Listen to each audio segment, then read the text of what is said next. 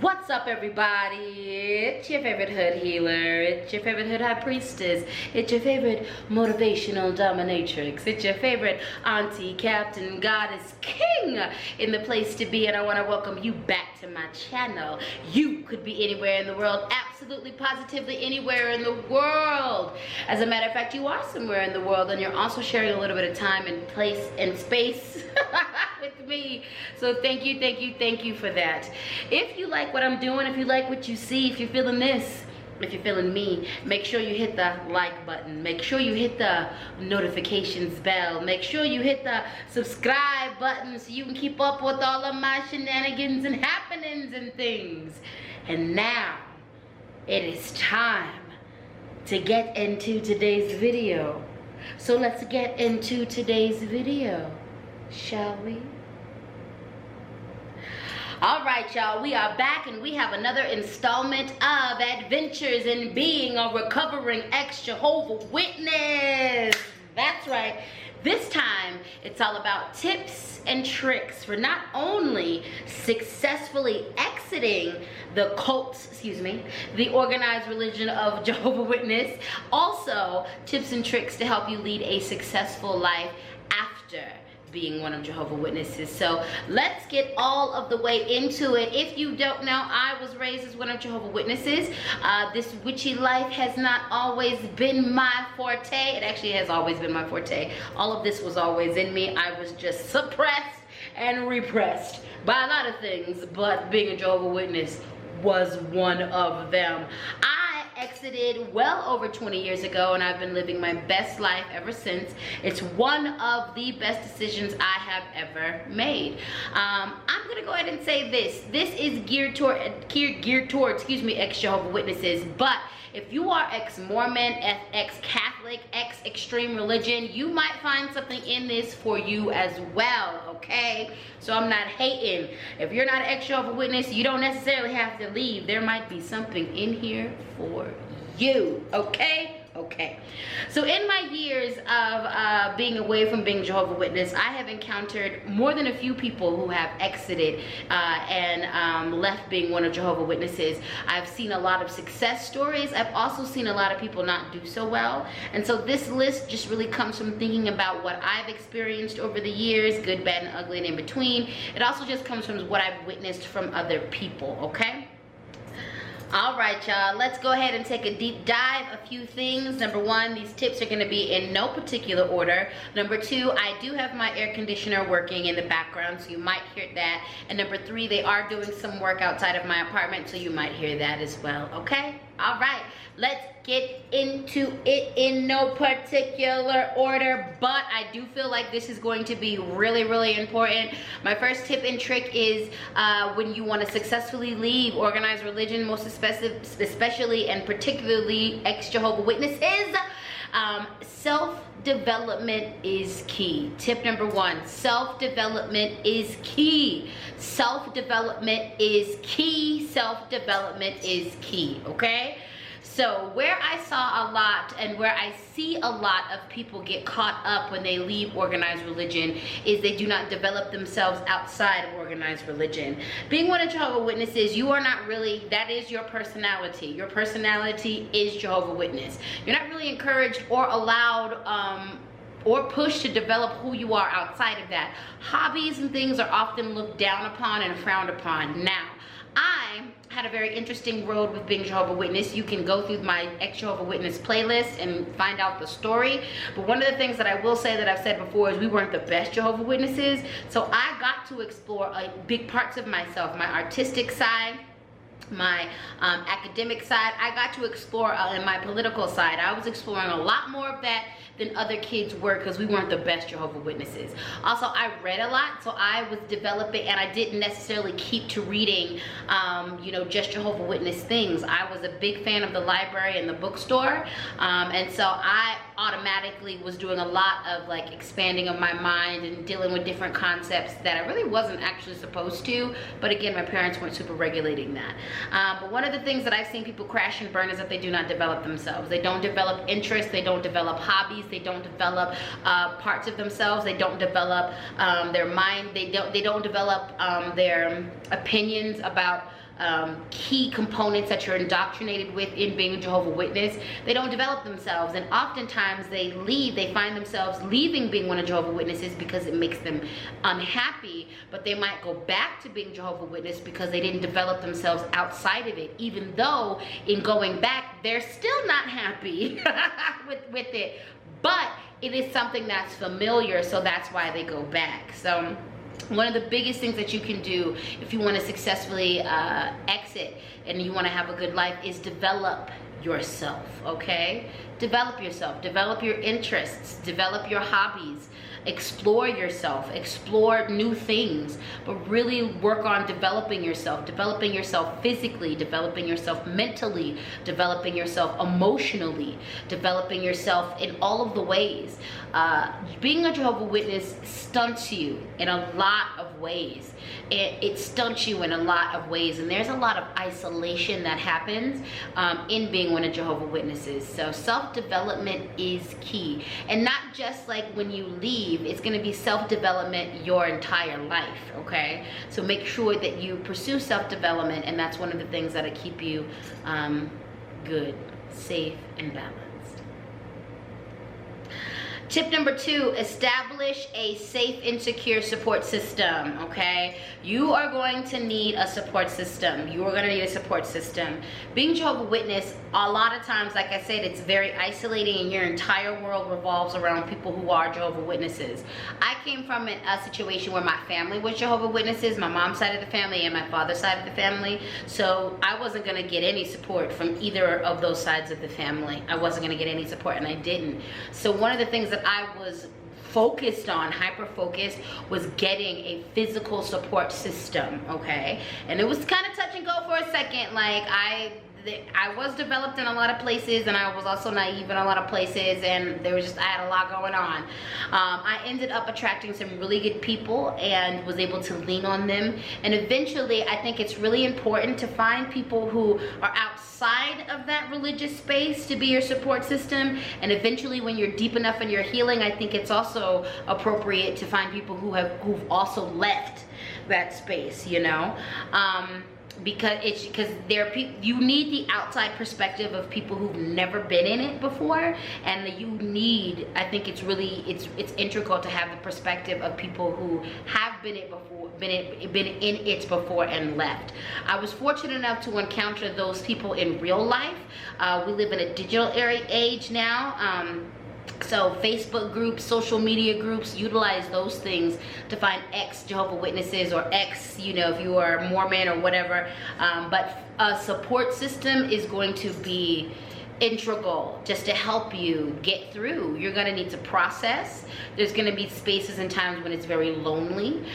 You're going to be doing the new things, you know, like I know when I first started, like when I first left, the holidays sometimes were rough for me, and being a Jehovah Witness, we didn't grow up, you know, celebrating. So the holidays weren't a space in the beginning where I was missing family or traditions, but the holidays was a space where it's, you know, family is so highlighted that it was just blaringly obvious I didn't have a family or have any support.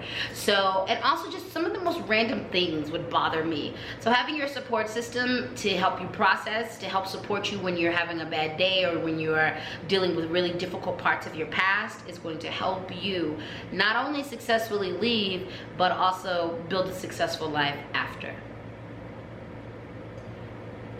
Tip number 3, explore and examine your relationship with God. One of the big things that I remember doing when I left being a Jehovah Witness, and I also left my family at the same time, I remember having a very real conversation, the realest prayer, one of the realest prayers I've ever had in my life. And I remember being in the bathroom of my old house, my old familial family house, and I was walking in and I just stopped, and it just descended on me. Knowing that I would need to leave my family, knowing that if I wanted a good life, I needed to leave being a Jehovah Witness, and it just clicked. I was like, this isn't what I want. This isn't what I want, and this isn't me, and this isn't home. I was 17 years old. I didn't know that I was going to be leaving the house in 6 months. But I remember praying. I remember just in the moment stopping and praying and looking up and just being like, Creator, I believe in you. I got real quiet in myself and I asked myself, do you really believe in God? And the most genuine, authentic answer was like, yeah, Creator is real. And so I remember being like, I don't know if your name is Jehovah. I don't know what your name is, but I know, Creator, that I believe in you and I believe that you are real. I believe that I have a connection with you. I believe that there is other things going on with me.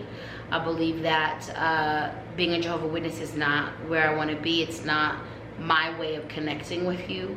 And I am open to building a connection with you. But I'm not, this isn't the way. Being a Jehovah Witness isn't the way. It's not the way. It's not the move. It doesn't spark my fire. Help me to find you. Help me to find the right spiritual system for me to connect with you and to connect with myself. I believe it's really important for, if you're exiting a religion, to really spend some time examining what you believe, if you believe in God. There's some of you who are going to be watching this who are going to be leaving and you are atheists. That's fine. There are some of you who have left who are going to be leaving who are agnostic. That's fine.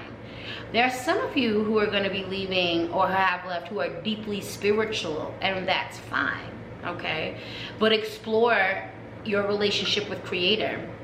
For me, my first steps and my first exploration happened within Islam. First it was the Nation of Islam, and then it was just Islam, and then it was Sufism. And it was Sufism that kind of sparked the magic. When I started studying Sufism, something in me clicked. And I remember literally Spirit coming to me and being like, it's the magic that you are attracted to. And I pulled up in myself and was like, that's right, it is the magic that I'm attracted to. And Spirit was like, find it within you. And what that meant to me, I was like, wait a minute. I'm studying Sufism and I'm studying this from all of the Arab perspective, which is beautiful and fine. There's something deeper in here, and I'm magic, and my ancestors were magic. So that actually took me on the road to start beginning to look at African traditional religions and paganism and things of that nature. But and I'm grateful for it. I was willing to, and I just started with where I was at. Islam was attractive to me. I loved the ritual of it. I loved the ceremony of it. I loved the discipline of it. I loved the community aspect of it. I loved it. I also was heavily influenced by a lot of Muslim friends I had at the time. So it's beautiful. And to this day, there's so many beautiful things about Islam that I really appreciate and love. And there are so many connections that I have formed with Muslim people because of my knowledge and connection with Islam. And so I appreciate my encounter with Islam completely, and everything I studied along the way to get to my path. But it's going to be really important to examine and explore your relationship with Creator, with God, and come to terms with that, and then do something about that. If you are an atheist, do something about that. Agnostic, do something about that. Deeply spiritual, do something about that. But figure out what you believe about God. Explore what you believe about God.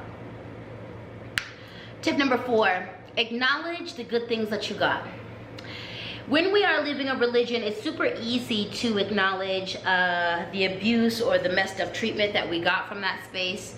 It's really easy to acknowledge the things that we don't like from that space, but I believe what can help you to transition is acknowledging the great things you did get from it. I am a really good public speaker. Number 1, this is something that is natural to me, but number 2, this is also something that was developed in being one of Jehovah Witnesses. Due to the nature of the religious service and how you worship, my speaking skills, my ability to speak to strangers, my ability to sell things. Actually, I'm good at selling things. I don't like it, but I'm good at selling things.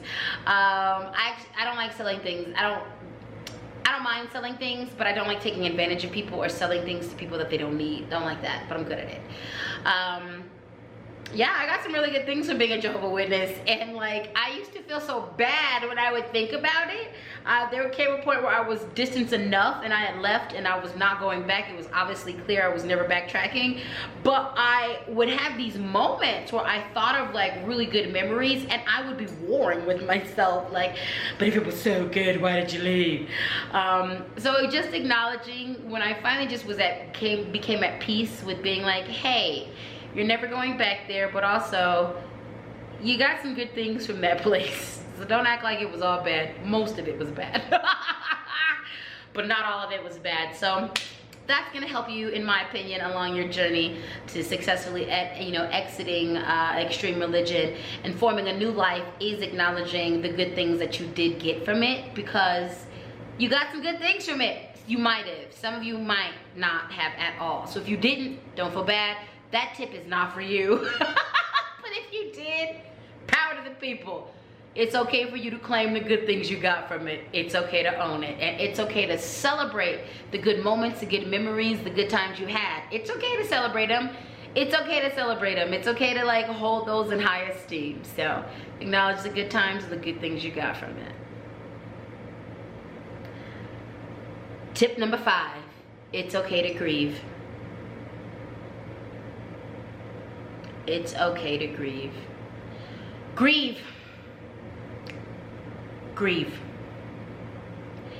Leaving the religion can be sad. Especially if you have a lot of family, or all your family, all your friends, it's all you've known. Grieve if the religion was used to justify your abuse. Grieve if the religion was used to justify your mistreatment.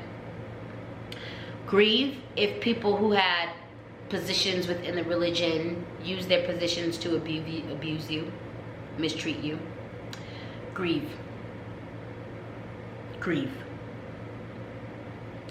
And know that grief, no matter if it's a death, grief, no matter what it looks like, if a loss, no matter where the grief is coming from, no matter what loss the grief is coming from, your grief is valid. And understand that your grief happens on a spiral. You will do all the grieving, and you might be good for the couple of years, and then something comes along and you are hit with fresh grief. Grieve. You can be gone for 20, 30, 50 years, and you have a moment where you are hit with the sadness of what happened to you. It's okay to grieve. Grieve. Grieve. And this is where your support system comes in. Acknowledge that it's going to be some grief work you're going to do at some point in your path. Be prepared for it, embrace it, and do the grief work you need to do, because ultimately this will help with your sense of freedom, liberation, and grounding. Do your grieving work, baby. Release it and let it go. Tip number 6, shame and guilt. Let's talk about it. No, I mean, let's talk about it. I've seen many people get pulled back into religious situations that they do not identify with, that they do not connect with, because people use shame and guilt as effective tools to draw them back in.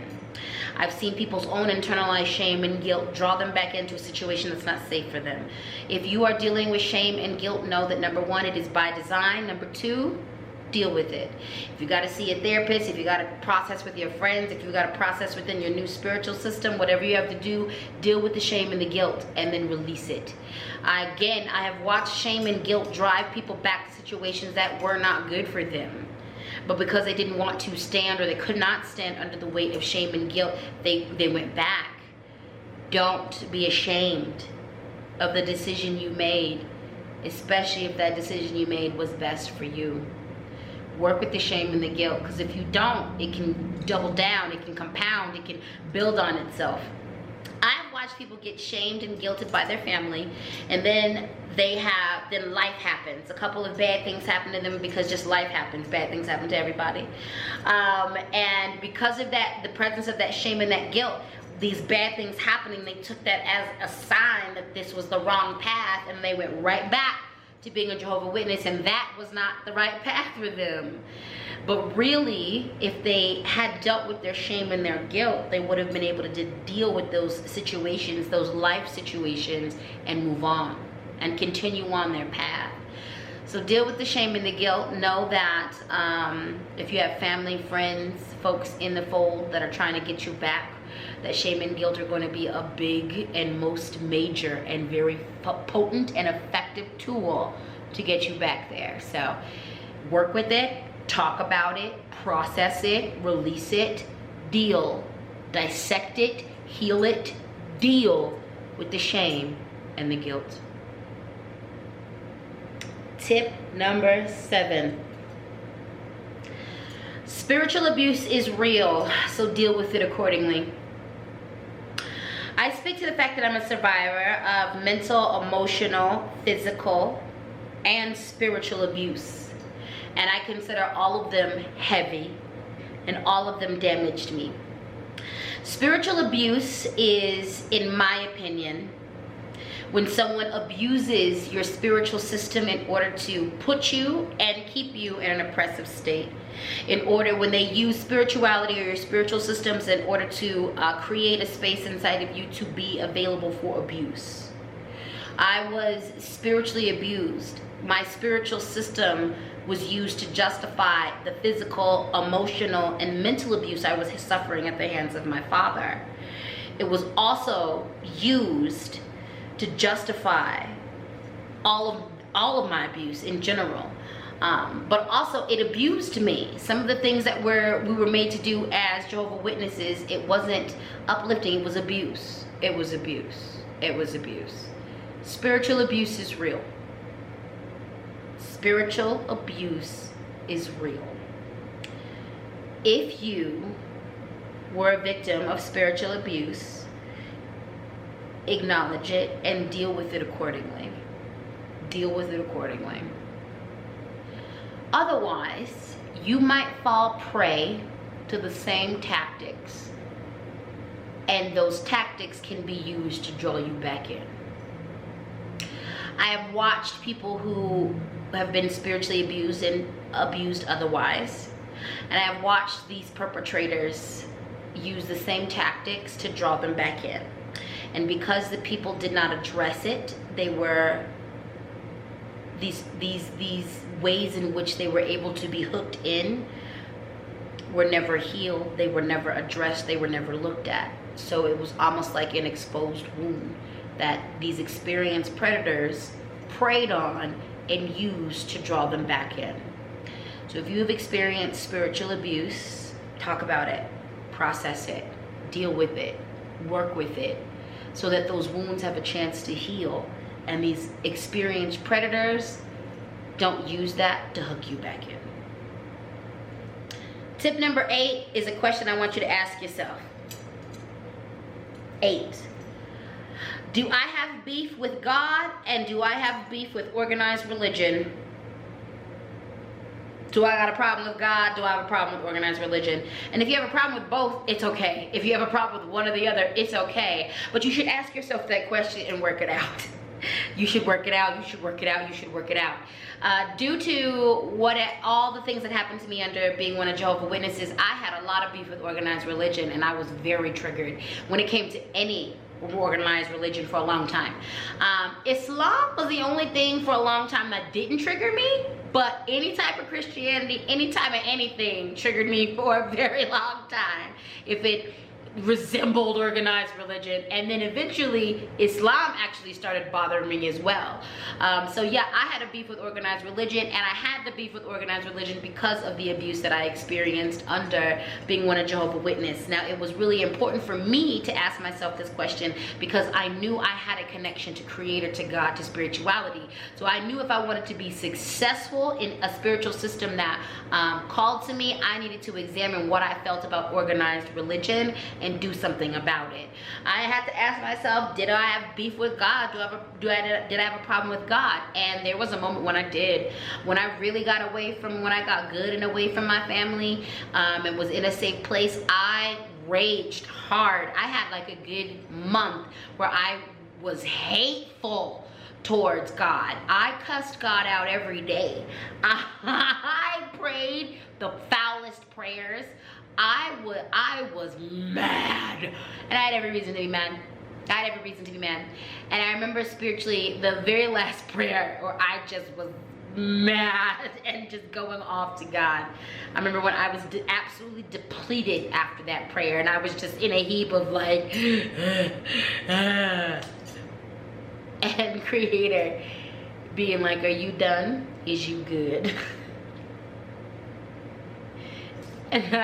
I got quiet in myself and was like, yeah, I'm done, I'm good. And in the end, Creator was like, you really, are you mad at me? Are you mad at what happened to you? And I was like, I'm mad at what happened to me. And I'm mad at the concept of you I've been taught. And that's where I was able to start rebuilding myself in regards to my spirituality. I was mad at the concept of Creator that I'd been taught. And so all of that raging I had done that past month was at a God that didn't exist. It was at a God I didn't believe in. And it was necessary for me to do that raging so I could get to that concept, so I could get to that moment. And I also just needed to get it all out. I just needed to get all my hate out. I needed to get all my mess out. I just needed to get it out. It was valid. I had been abused. I had been mistreated. I had been not treated well. So I deserved it. So asking yourself those two questions can do a lot for you. And examining those answers that you give yourself can do a lot for you. So do you got beef with God?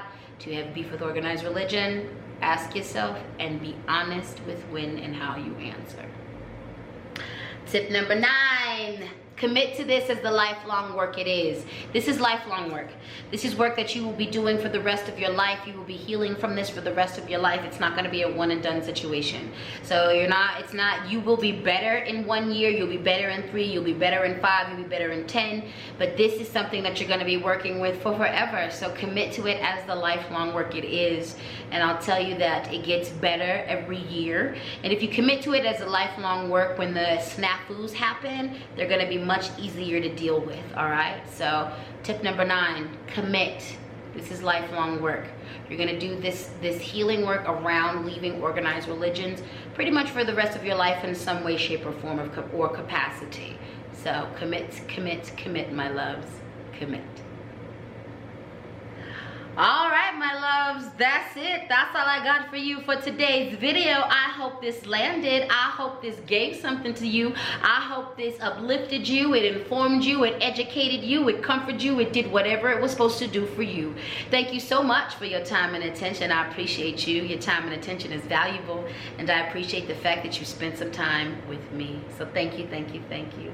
Just in case nobody has told you today, I'm proud of you. You've done many hard things in your life, and you've made many hard decisions, and you are here. So many things have come to end you and they didn't work. You're still here. Thank you for surviving. You are a gift. Now you know the drill. If you're feeling this, if you're feeling me, if you like what I'm doing, if you like what you see, hit the like button, hit that subscribe button, and hit that notifications bell to keep up with all of my shenanigans and happenings. And now, this is the part where I let you go. You have a good day, a good morning, a good evening, a good whenever you encounter this. And I'll see you in the next video. Peace.